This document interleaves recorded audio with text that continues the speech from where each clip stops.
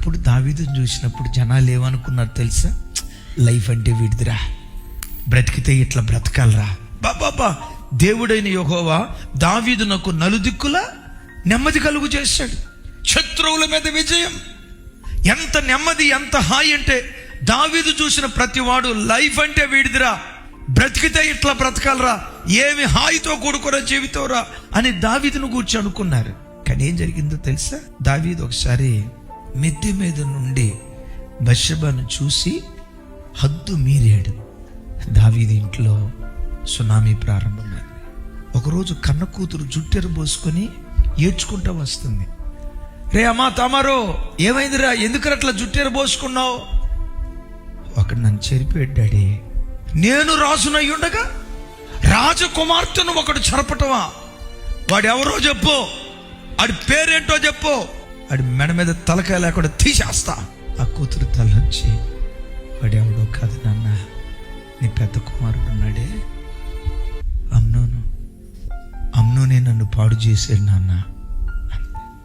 ఆ మాట విని బైబిల్లో ఉన్న విచిత్రమైన మాట ఏంటో తెలుసా? దావీదు మిగుల కోపపడి మౌనం అయిపోయాడు అని రాసింది. ఎందుకు మౌనం అయ్యాడో తెలుసా?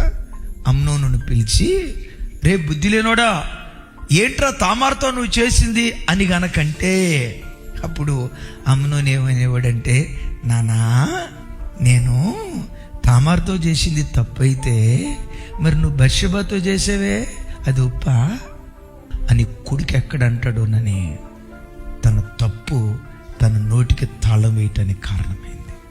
ఒక తల్లిగా నువ్వు తప్పు చేస్తే, తల్లిగా బ్రతకాల్సిన రీతిలో బ్రతకుండా నీవు తప్పటడుగు వేస్తే, రేపెప్పుడైనా నీ కూతురు తప్పు చేసినప్పుడు నువ్వు గద్దించలేని అసమర్థురాలుగా మిగిలిపోతావు.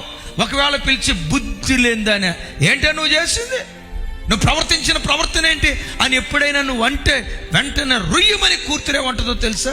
మమ్మీ నేను చేసింది తప్పు అయితే మరి అక్కడ నువ్వు చేసింది ఏంటి మమ్మీ, అది ఒప్పా అని బిడ్డ ఎక్కడంటుందోనని నీ నోటికి నువ్వు తాళం వేసుకుంటావు.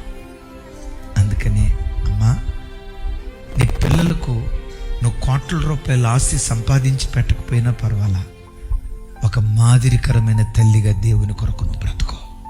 దేవుడు గీసిన గీతలో నువ్వు బ్రతికితే నీ కుటుంబాన్ని చూసి ప్రజలు అనుకుంటారు, మా కుటుంబం కూడా ఎలా ఉంటే ఎంత బాగుండో కదా, మా పిల్లలు కూడా ఎలా ఉంటే ఎంత బాగుండో కదా, మా సంసారాలు కూడా ఇలా కట్టబడితే ఎంత బాగుండో కదనని 10 మంది కోరుకునేటట్లుగా అలాంటి దివ్యమైన కుటుంబాలుగా నా దేవుడు మనల్ని నిలవబెట్టును గాక.